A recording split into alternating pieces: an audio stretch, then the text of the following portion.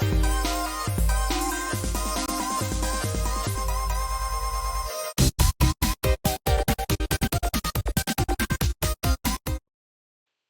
everybody, and welcome to Comics from the Future. I'm Andy. I'm Matt. We're here with Infinity Flux Comics out of Chattanooga, Tennessee. This is our big show where we show you some of the biggest and best books that you can pre-order by this weekend so you don't miss out on any of the comic goodness. And there is a lot of good on this one. Oh, yeah. I feel like we've kind of got over the hump. Now DC's got stuff coming out. Everybody's showing up. So head on over to infinityflux.net. Right now you can follow along, pre-order everything you pre-order. You get 10% off of.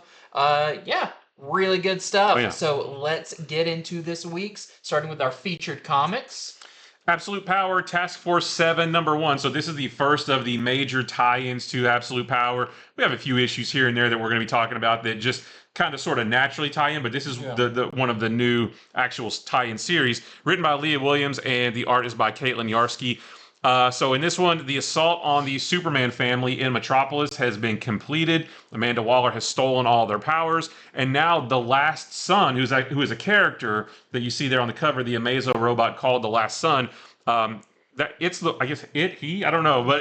one with Superman's abilities, and now it has set its sights on the Marvel family. You can see Captain Marvel and Mary Marvel on the cover there, and it's going to try to get their powers next, I guess. So we'll have to see if they can withstand it, since now it has Superman's powers. But this is going to be a 7-issue miniseries, and then there's another miniseries later that we'll talk about. So the first of the tie-ins right here. So we have our A cover. We have a Dave Raposa variant. We have a Brad Walker variant. That looks really cool. We have a Stephen Platt variant. Where's he been? Yeah. There's a John Timms Connecting. So we've seen a bunch of these John Timms Connecting covers, and we'll see more. And then there's a Dan Mora foil variant. Kind of looks sort of like a design variant a little bit. And it also kind of looks like that one with all of the Justice Leaguers in their non-powered suits. Yeah. That same kind of background and look. That looks really cool. I'm probably going to get that one. I'm excited about this because it's like, oh, clearly this is the Superman Amazo. Yeah. But it does sound like they're going after other heroes trying to get their power. So you might even start seeing like some weird, wonky combinations if they do start working that way. And we should mention that each issue of this 7-issue series is going to focus on a different Amazo robot that has taken the powers of one of the 7 Justice Leaguers. I think number 3 is the Green Lantern one. Number 2, I think, is Flash. Yeah, 7 is Martian Manhunter. There's an Aquaman one, which I think maybe is 4. I think 6 is the Wonder Woman one. So yeah, each issue focuses on a different one. And I think it's a different writer and artist on each too, cool. I believe. Next up, we got a really big one. It's X-Force #1. Not too often. X-Force, I feel like, doesn't get rebooted as often as a lot of the other ones. Yeah. So this is really exciting. This is going to be by Jeffrey Thorne, and the art is by Marcus Toe, which I haven't seen Marcus Toe on an ongoing for a little while. This is really cool.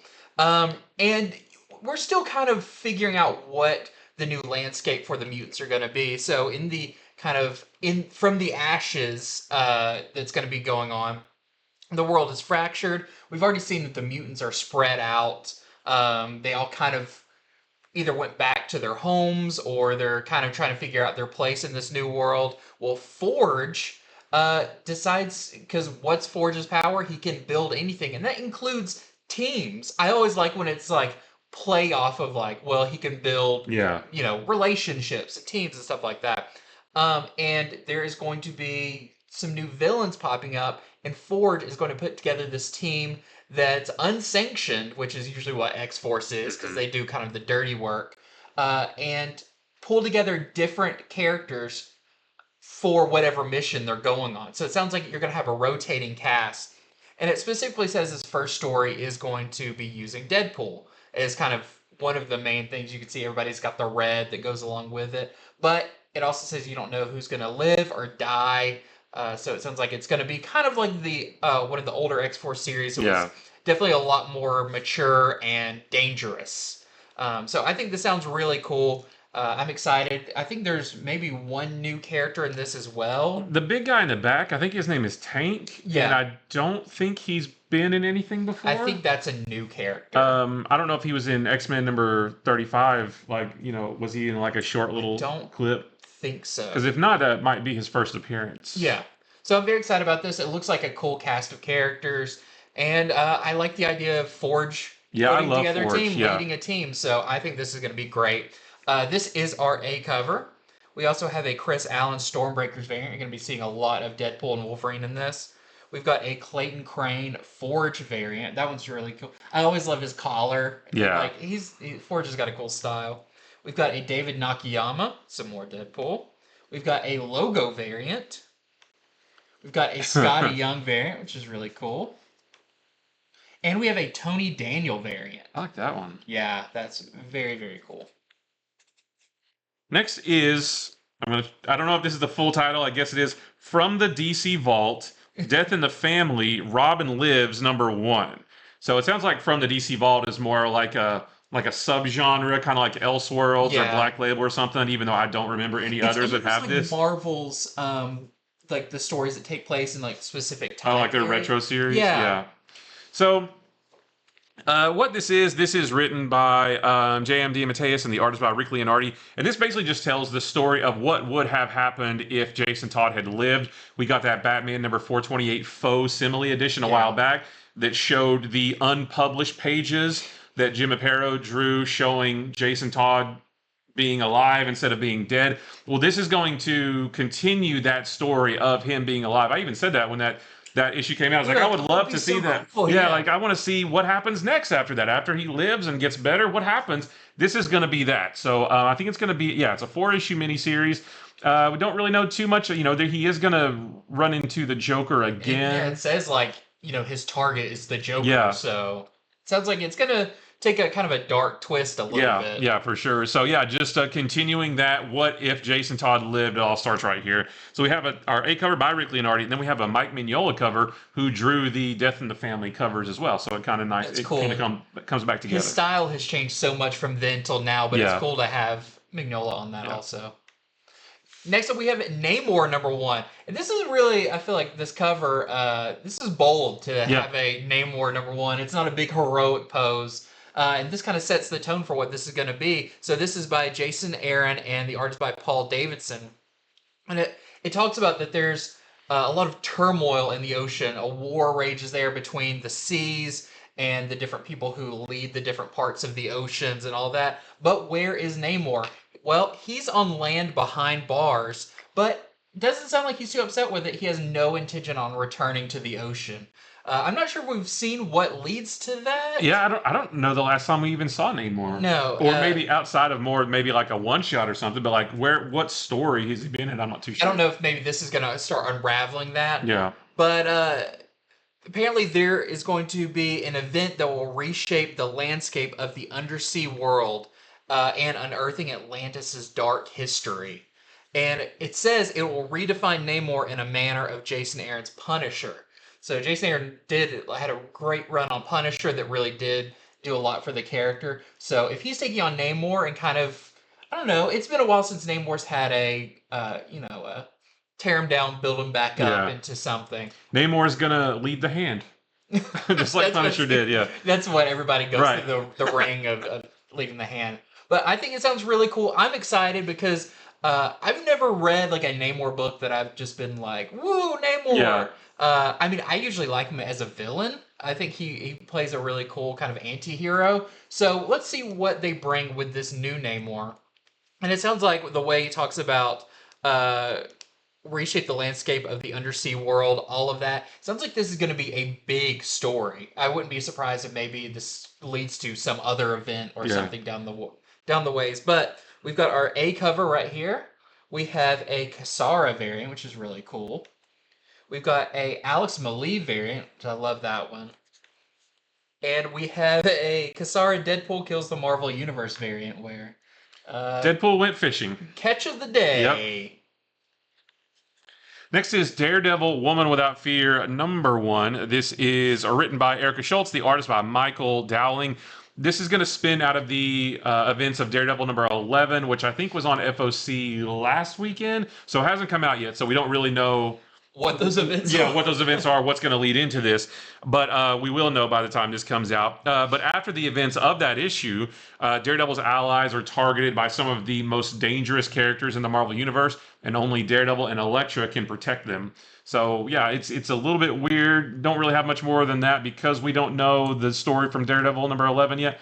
But once we read that, I'm sure this will make much more sense. But the last Daredevil Woman Without Fear series that kind of tied in with the Devil's Reign storyline, that was really good. Yeah. So hopefully this one will be as well.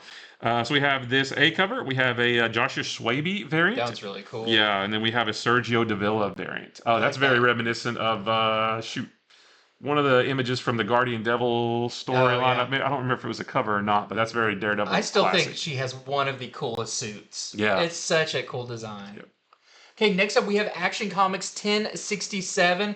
So this is not a number one, but it is very special because this is, for one, it's going to be our first story after the House of Brainiac story. So we're getting back into our Superman Superstars era. This time with Gail Simone heading the main story in it. And you can tell from the cover, the S on Superman's chest, this is going to be a tale from Superman's past, from his early years. Even though his face definitely looks like a very mature Superman. Right, yeah. But this is set early on in his career. Aliens make Earth an arena all over the Earth, and Superman by himself is going to have to maintain all of that and deal with these alien threats. But what it really sounds like, which I think is really smart on Gail Simone's part, it's actually going to be a lot about Superman's strength, wit, and resourcefulness. So kind of showing you like, well, why is, even early on, why is Superman the perfect person for this job? I think that's really, really cool. And then we've got a backup story by Rainbow Rowell and Cian Tormey that is going to be about Lois Lane. And there wasn't a whole lot of information about the Lois Lane story, but I'm still really excited about it. I love Lois Lane. And I just think this is really smart to do this story because Superman, when this comes out, Superman's going to be wrapped up with the absolute power stuff, and he's not going to have his powers. But this Action Comics doesn't tie into that. So it's like, well, what do we do with Superman while he's over here without his powers? Oh, we'll tell a story about him from his early days. Yeah. Like, I think that's a nice planning because, we're going to have Batman and Robin going on, and that's not going to figure into absolute power. So that's going to be a little bit weird. But so doing something like this is very, very smart. I'm going to give you, if you want a different break from that, you want to see more classic, this is going to be that. Also didn't mention that the main art is by Eddie Barrows. Yeah, it's going to look good too. Yeah. So this is our A cover for that. We've got a Wes Craig variant, which just something makes me happy about seeing him with that classic S. Yeah, it's very golden age. The Fleischer cartoons, love them. We also, I love this one. This is the Villa-Lobos variant with Lois. And there's also going to be a Eddie Barrows foil variant, which that's going to look really good. Yeah, I'm going to have to get that one. Next is Domain number 1. This is going to be a 5-issue miniseries written by Chip Zdarsky, and the art is by Rachel Stott. So this is related to the Public Domain series that Chip Zdarsky wrote. I want to say it was either last year or the year before.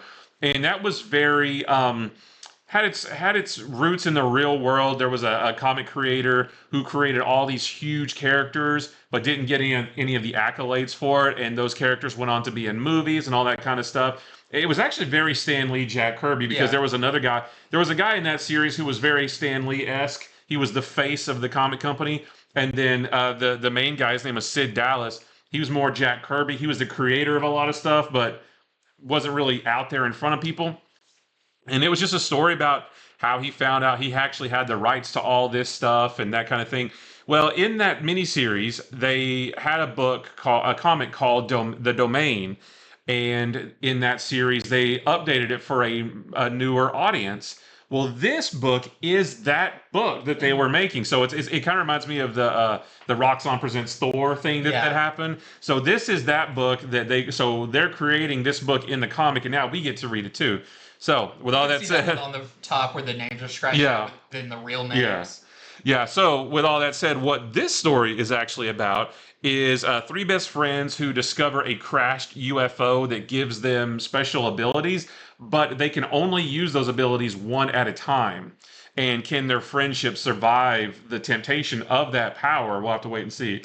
but I just think it's really cool because Public Domain was really cool. I think I read everything except the last one. I missed out on the last one, but it was really good because, like I said, it wasn't superhero or anything. It was just a nice story about comic creators, finally getting their due and that kind of thing. And now we're going to get to read the comic that they are making in that book. So this is our A cover, and then we have a B cover by Angiolini. It's cool. It's like a creative character. Yeah. Oh, yeah, it is. Okay, next up we have our next one-shot for the X-Men and Blood Hunt. This is X-Men Blood Hunt, Laura Kinney, Wolverine. And so we've already had, which one's Jubilee? We're going to be getting... Psylocke? Psylocke. Yeah, and I think this is the next one. Yes. And then there's one more. I think is Magic one of them? Maybe, yeah. But anyways, so this one, so they just that to say that they're standalone. So if you're a big Laura Kinney fan, you could just pick this one up. But this is by Stephanie Phillips and Robert Gill.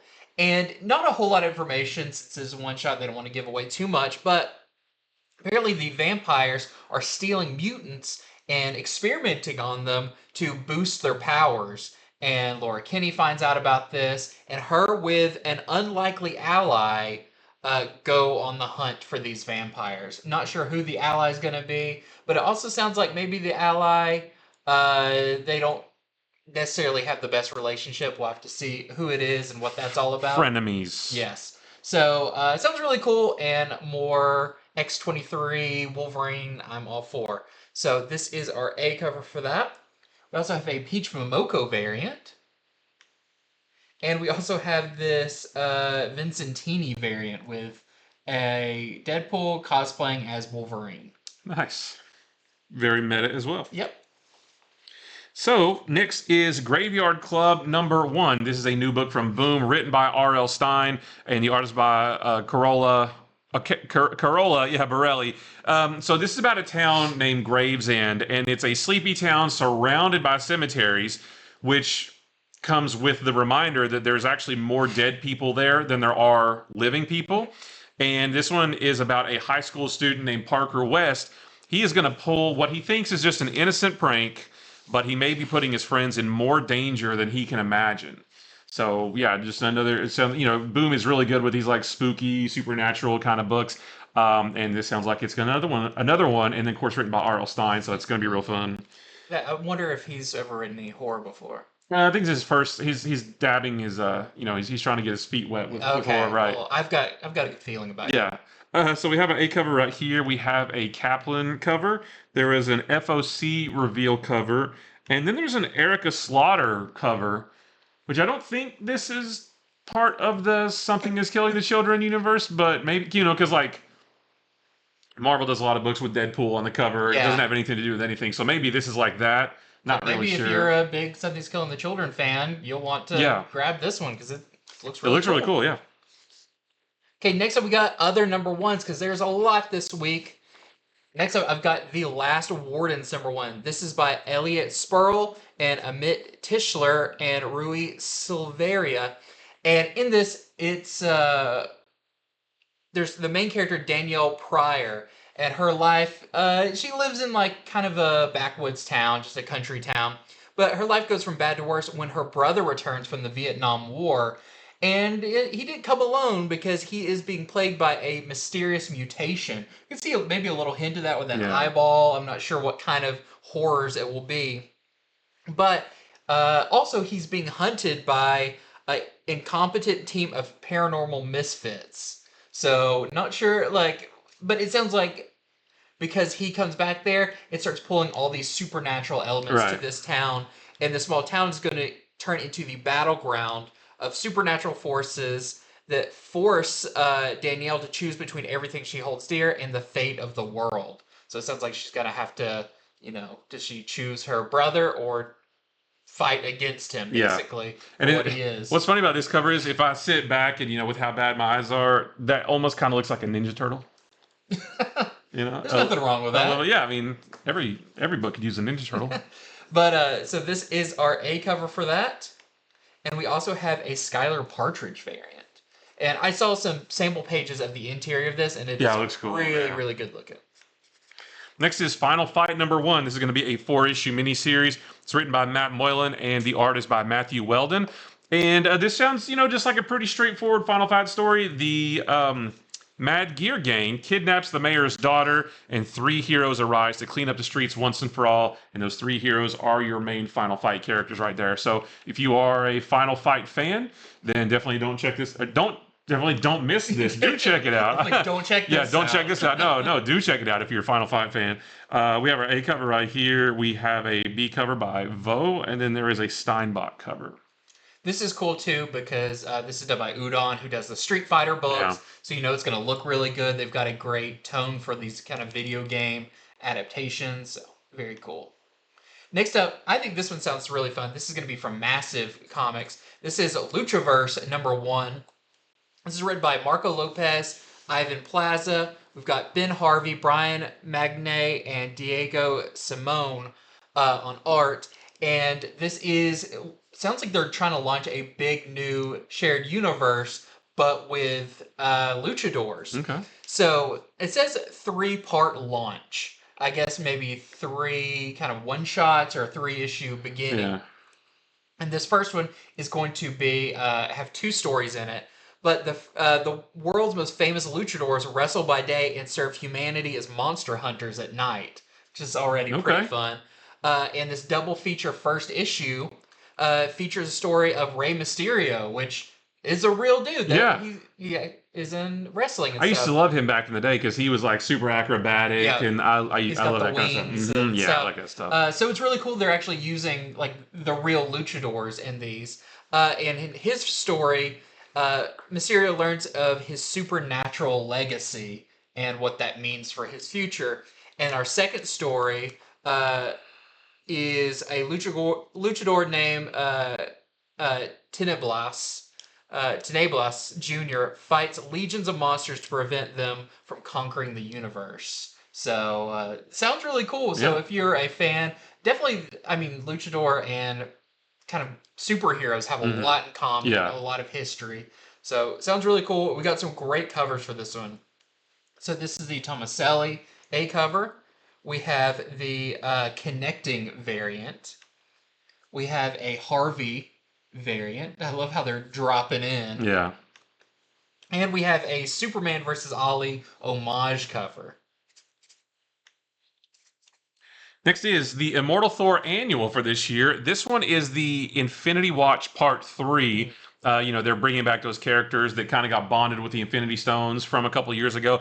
In this one, Thor seeks out the Power Stone to aid him against the menace of Utgard, but that stone is now inside that other character you see there named the Prince of Power.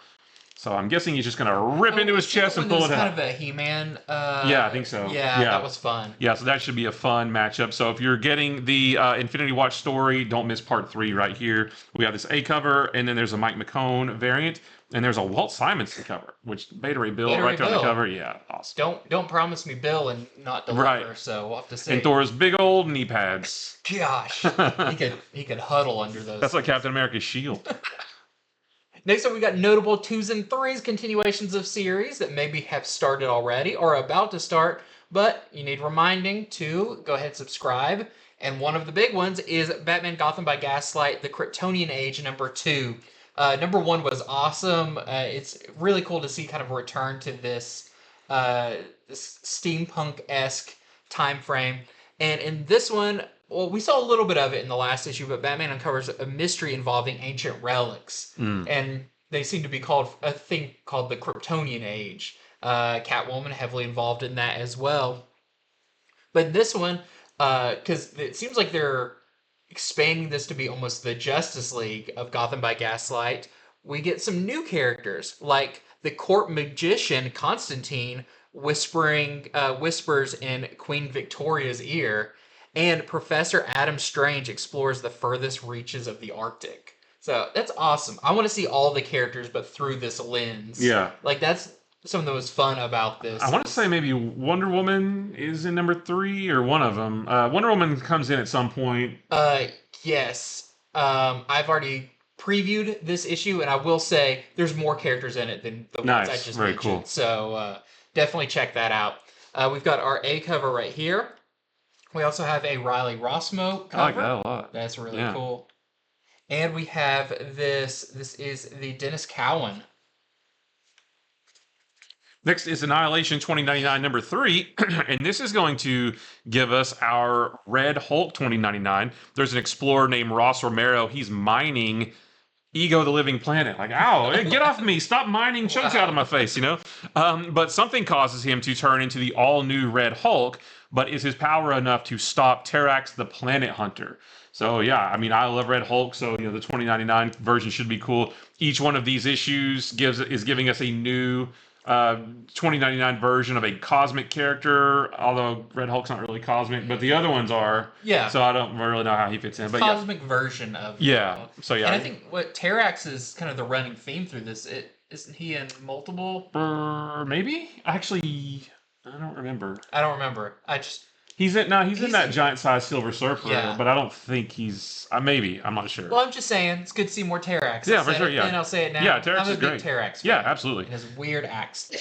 So we have our A cover right here, and then, of course, the Ken Lashley frame variant. That one looks really cool. That is really cool. I'm excited for this one. I love Red Hulk, and I want to see, like, what this version of him brings. Yep. Okay, next up we have Dracula Blood Hunt number 3. We're going to be going over Dracula Blood Hunt number 2 on Monday for next week's show. But in this one, Dracula must move and assert himself as a hierarchy of the night. So it sounds like he's trying to position himself, even with these new vampires, of being the leader that he so naturally is. But also, he's going to have to convince Brielle to work with him. And that's good luck with that. Yeah. So we have our A cover right here, and there's a Manahini variant as well. Oops, sorry. Next is Amazing Spider-Man Blood Hunt number 3. I believe this is the end of this particular miniseries. And it says that Morbius is really close to finding a cure for vampirism, but all the vampires in the world, they can't allow that to happen. It's good that he has Spider-Man, Misty Knight, Colleen Wing, and the Lizard on his side, but even their combined forces may not be enough to, help him, not only help him finish the cure, but also deal with all those vampires coming after him as well. So yeah, don't miss this one if you've been reading it. We have our A cover here, and then there is a Yoon variant. That one's cool. Yeah, that was creepy. Oh, you can see his eyes. It's weird seeing his eyes through the thing. Next up, we got Scarlet Witch number 2. Number 1 just came out this week. A great return to Steve Orlando's pretty ongoing Scarlet Witch story he's been telling. In this one, Scarlet Witch is trapped in a realm where her survival depends on the strength of her will. Maybe she'll become a Green Lantern. Who knows? Maybe. But just more zany magic antics in Scarlet Witch. So we've got our A cover right here. We also have a Howl Deadpool Kills the Marvel Universe variant. And we have a Jessica Fong variant. Next is Godzilla Skate or Die number 2. The first one came out this week and it was really fun. And in this one, Godzilla and Varan, who's the other big kaiju, they are just getting closer and closer to colliding on the kids' skate park that they found last issue. And I still don't know what it's. The kids are rushing to try to save the skate park, and they're going to have to dodge military patrols and things like that to get there to save it.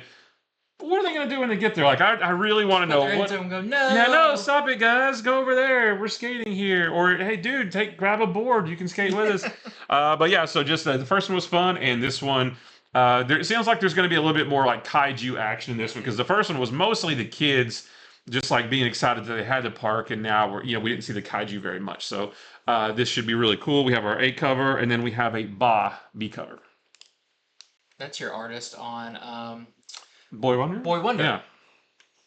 Next up, one of my favorite series right now, Ain't No Grave, number 3. Number 2 came out this week. Awesome. Just continues to be great. The team of Scotty Young and Jorge Corona are fantastic. And in this one, we saw kind of leading into it with this last issue, Ryder is on the riverboat that she ended up at, where in this one she must gamble her fate against the mysterious Madam Gates. So I'm really excited about this one. It looked like a pretty zany, weird place on this riverboat. Yeah. And every issue of this feels like it's kind of unveiling a little bit more of this wild world, this colorful world of the dead. So, and just the one cover. Ain't No Grave, more like Ain't No variant covers. Yeah, you're telling me. Next is Falling in Love on the Path to Hell, #2. In this one, Asami and McWraith, who are our two main characters that we met last issue. At the very end of that, we saw they are stranded on a really weird island, strange island, and they are surrounded by the spirits of the undead. But who is the dreaded corpse bride? Or I'm sorry, what is the dreaded corpse bride? I guess maybe who as well. But who is Mohan, the leader of the army of the damned, and can they trust him? I think maybe that's him on the cover right there. They saw him for a brief second at the end of the first issue. So now things are really going to get going now that we've the first issue was mostly introducing us to them, and now things are really going to get moving. So we have our A cover here, and then we also have the second printing of the first issue. So if you missed out the first time, you can grab the second printing. This comes out a week before #2. A lot of times they'll come out on the same day. But grab this one on July 3rd, grab #2 on July 2nd. Yeah, for sure.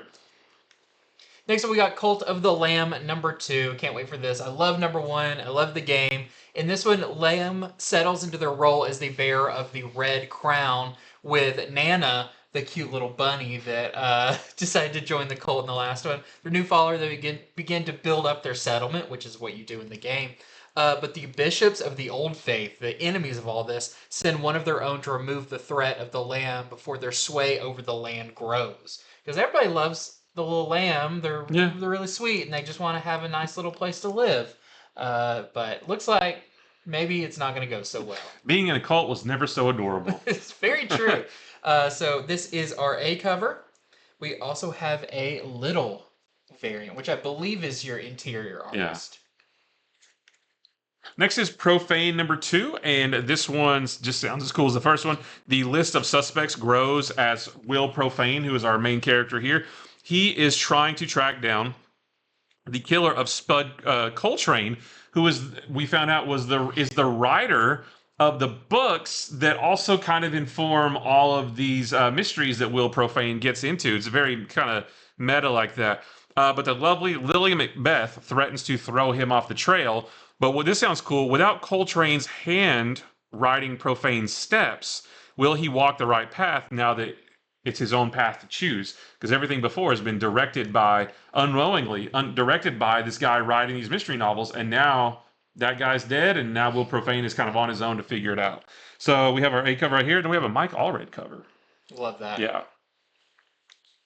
Next up, we have Gun Honey Collision Course #3. Not a whole lot of information about this one because when they do a solicitation for this book, they just do one, and that's the same one for all the issues. Right, yeah. Maybe not to give anything away, but just continuing the adventures of Joanna Tan. Issue #2 comes out next week. I'll be maybe going over that one. We'll see how much we have to go over. Yeah. But I know I'm going to be reading this one. And we got some great covers. So we have the Ji Young Lee A cover. We have a Roland B cover. And a King C cover. Next up, we got cool covers. Starting with... We are going to start with Incredible Hulk #14. Wait. This doesn't look like Incredible Hulk. I'll explain. So, Okay. So there is an 8-part story called Deadpool Wolverine Weapon Extraction that starts here, but it's going to run in the backup story of 8 different books. And they're not necessarily X-Men related books, so this one is a Hulk book. But the first part of this Weapon Extraction story is in here. And what the cool thing is, even though it's going to be 8 books with backup stories that all make up this story, they said the price is not going to increase. So you get a backup story for nothing unless they cut the A story short. Maybe that's how it is. I don't know. Kind of rude. But yeah, so I actually didn't even make notes about what Hulk #14 is about, because the biggest thing I wanted to talk about is just this right here. So if you want more Deadpool and Wolverine action, then grab this one for the first part of this Weapon Extraction backup story. And I'm not really sure what the other ones are, but we'll talk about them as they come up on FOC.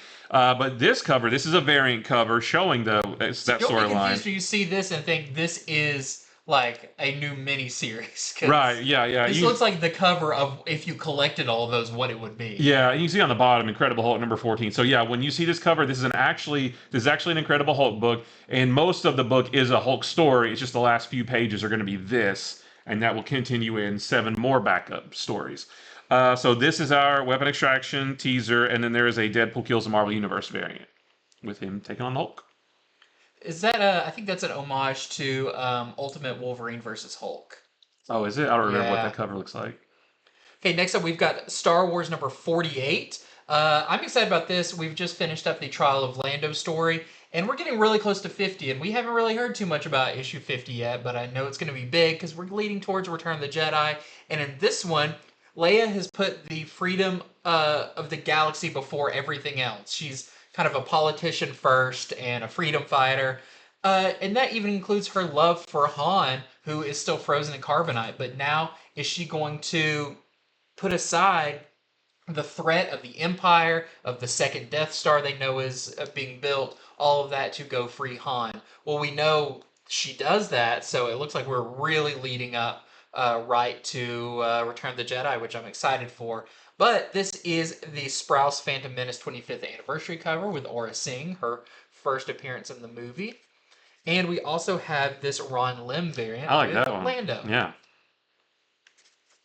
Next is Spectacular Spider-Man number 5. And in this one, it just says Peter Parker versus Miles Morales. But why? Why are they fighting? We don't know yet. And what effect will the collateral damage have? We'll have to wait and see. Probably because someone sewed their costumes together. That's right. And they're like, hey, we're both in here. We're stuck now. This is a great book, though. I love this book. It's a very fun Spider-Man book. So this cover is a David Yardin homage variant. Now, I want to shoot. I don't remember what the cover is for that. Let us know if you recognize that. I don't remember. And then there's a Nick Bradshaw variant as well. I love Nick Bradshaw stuff. Yeah. Next up, we got Ultimate X-Men number 5. And this sounds like kind of like the culmination of the first story arc. In this one, the New Mutants face their first enemy, which they haven't even really come together as a team yet. So that's going to be interesting. But Maystorm isn't the only one with electric powers. We saw a little bit of this in issue 4. Because enter Noriko Ashida, aka Surge, in the 616 universe. So I believe that's maybe who we saw in the last issue, plus the Shadow person that's been haunting Armor reveals their true face. Although, didn't we see them in number 4, or maybe not? Maybe that wasn't their true face. Could be. I don't know. I was wondering, are we dealing with Shadow King? Yeah, maybe. Or somebody like that? Very interested to see. But we've got some great covers. So this is our Megan Hetrick cover. We've got another Peach Momoko cover. And I love this Pepe Larraz cover. Yeah, that one's great. That's awesome. Yeah. And still have yet to see some of those characters. Yeah. Next is Blood Hunters number 4. And this is the Blood Hunt tie-in that has 2 different quick anthology stories and then one story that continues through all of them. One of those quick stories is the Silver Surfer coming to Earth because he noticed that the skies go dark. So what is it like from his perspective? The other one is about Satana, who is the daughter of Satan, as she takes on a big vampire horde. And then the story that runs through all the books, and this is really cool, Hallows Eve joins Dagger, White Widow, and Elsa Bloodstone as they deal with a bunch of vampires as well. So it'd be cool to see all of them together. Yeah. And this is just the A cover. Yeah. I'm excited to see what Silver Surfer feels kind of OP for Yeah, this. it's like he can just wave his hand and they're all he can just laser blast them and they're all dead. We'll have to see. Yeah. Next up, we've got Geiger number 4. This last issue of Geiger was great. Oh yeah. But I'm very worried about his dog Barney, his 2-headed dog, because in this one Barney has been taken, and between him and Geiger is a horde of mutant organ people, which we saw a bit of that in the last one, but it looks like he's going to be going up against a lot more, especially the giant one that had the 2 heads. And he saw Barney, he's like, oh, you're like me. Right, yeah. That was great. But Geiger just continues to be fantastic. So this is our A cover by Gary Frank. And then there is a Lima Arujo variant as well. Next is Transformers number 10, and all it says is that Shockwave's plan is revealed, and can the Autobots recover from their latest loss in time to save everyone? I don't know, because like you said the other day, nobody is safe in this book, especially after... Most recent loss is a pretty big loss. Pretty big one, yeah. So, but then they're going to gain something, too, that we saw at the end. There's no telling. This book pulls no punches whatsoever.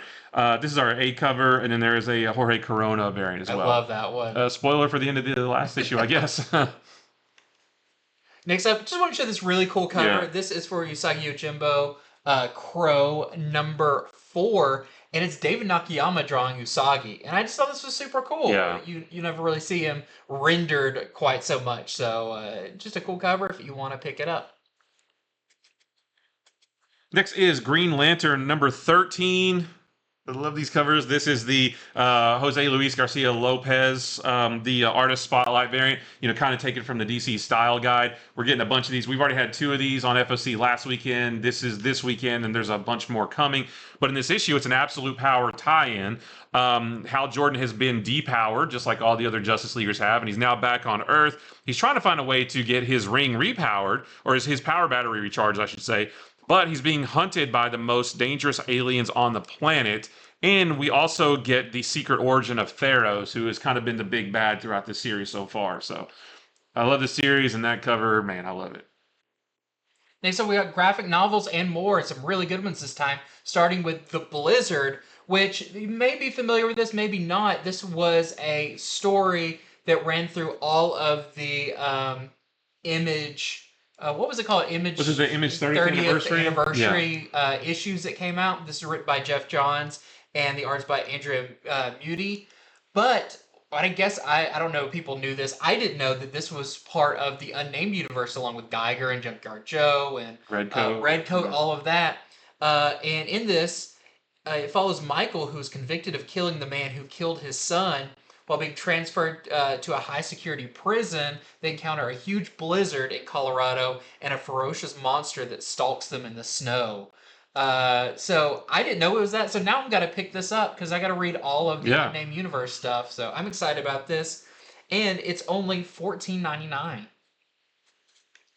Next is Avengers Twilight, the trade paperback. This is going to be $24.99 and collects Avengers Twilight number 1 through 6. Just a, kind of almost sort of like the Avengers version of the Dark Knight Returns. Captain America comes out of retirement, has to stop a whole new host of villains. So yeah, this was really, really good. So if you missed it, grab the trade. It's going to read great in trade. Yep. It's $24.99. Yep. Next up, this is really cool, and they're putting out this fast. This is the Fall of House of X, Rise of Powers of 10 trade paperback. Collects both 5-issue miniseries plus material from X-Men 35. So if you read it, or maybe you didn't read it, you missed out on it, and you want to see how the Fall of Krakoa ends, check out this collected edition that is going to be $50. But you get a lot of content. Yeah. And next we've got some Energon Universe reprints. We have the 3rd printing of Duke number 3 right here. That is a great cover. That is by Marco Cicchetto. No, I'm sorry, I have the wrong one. I don't know who the artist is on that one. We have the 4th printing of Cobra Commander number 1. Wait, did I say that right? The Duke one was Duke number 3, 3rd printing. Yep. Yeah. 3/3. Yeah, and then this one is Cobra Commander number 1, 5th printing. Yep. No, 4th printing. Okay. Sorry. And then Transformers number 1, 7th printing. There's so many reprints for all these because they're so awesome. They sell out all the time. It's starting to get hard to keep track of them. But yeah, so if you missed out on any of those, they are being reprinted again. Next up, we've got some. This is the Cicchetto you were thinking of. We've got Ultimate Spider-Man. They're doing reprints of issue number 4. This is the 2nd printing.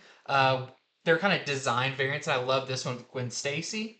And there is one for number 5, 2nd printing by Cicchetto with this version's Octavius. That's right. But pre Dr. Octopus. Or maybe never Dr. Maybe, Octopus. yeah. We'll have to see. All right, so next is the 2nd printing of Hellverine number 1, featuring, I won't say it.